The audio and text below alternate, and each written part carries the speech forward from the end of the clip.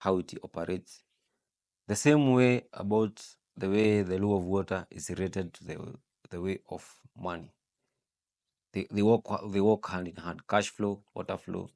You see hizo vitu ziko YouTube, nani mtafute. Mimi si ati mimi ni mwalimu, but you have to learn. I'm also learning about them. I never got the chance to get the financial education when I was at a younger age.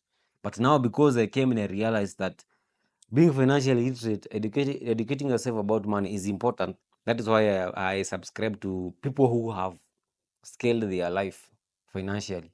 I read books, I listen to podcasts, I have those financial conversations with people to understand the concept about money. Mi kuna time I don't think I'm the only one nishaiambiwa ati pesa ni mbaya tukiwa wadogo. Kuna time nilikuwa nakumbuka kama mzee wangu alikuwa amejam. Mi nilikuwa high school by then.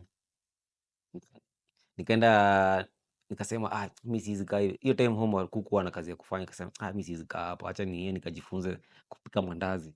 So I went at a nearby hotel. There was my friends wenye walikuwa hiyo place, tulikuwa tunajuana. Nikamwambia, hey man, si unaweza funza kupika mandazi nijue pia mimi na chapo. Akaniambia kuja. Mimi sikuwa najua, but nilijulia hapo. So see, ile concept ya wazazi wetu about money kiasi. was the wrong thing.